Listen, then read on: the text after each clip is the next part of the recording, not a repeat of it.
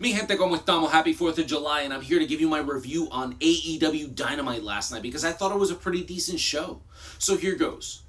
Number one, Will Ospreay, you shouldn't have let that story leak. Because this is why having a relationship with Meltzer actually hurts your cachet, actually hurts your business. Because it was leaked that you wanted this win to look monumental for Swerve so he looks strong, so he doesn't look like a transitional champ. But now we know that that's what it was. So guess what, man?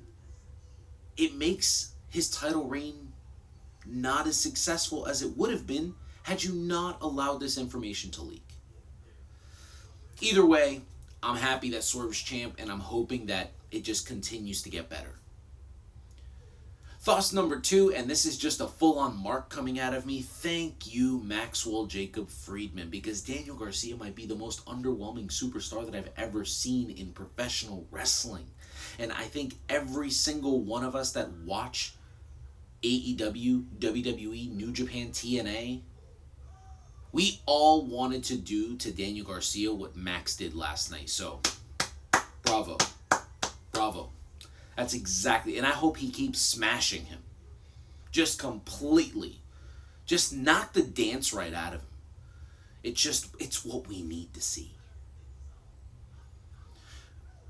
Pac versus Bryan Danielson was not as great as I wanted it to be. But I was still happy with the match. I love that they worked a slower pace. Because it could have been fast paced, and it could have been Bryan trying to keep up with Pac. And it could have been Pac trying to keep up with Bryan. But instead, no. They decided to go out there and just have a good wrestling match. Now we know that Hangman Adam Page and Bryan Danielson is going to be the finals of the Owen Hart Classic. And I cannot tell you how excited I am. For anybody that's been following my page for an extended period of time, you know how I feel about Hangman Adam Page. You know how I feel about Bryan Danielson. So this is a dream come true for me. I'm excited. Let me get this match in the finals. Let's go. Either one of these champs going after Swerve, or either one of these guys going after Swerve for the World Championship, that's exciting to me. Let's do it. My final thoughts on last night was Mercedes and Britt Baker. I think what Mercedes said should be taken seriously. Britt should go to the back of the line. If this was WWE. But it's not.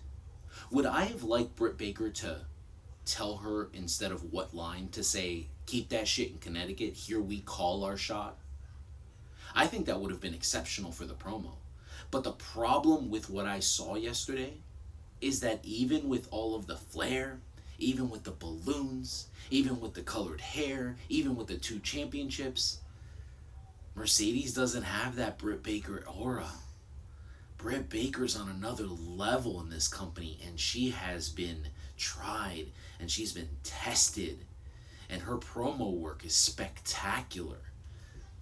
And this is one of the reasons why Mercedes will never be the greatest of all time. So just knock that shit off. She'll never be the greatest of all time. You want to know why? Because she never evolves with her promo. She is cutting WWE-style promos for 1990s generic heels in 2024 in a company that is all about the boom, is all about the, ooh, I'm going to hit you where it hurts in the feels. And I don't think she's going to be able to keep up with someone like Britt on the mic. But we shall see.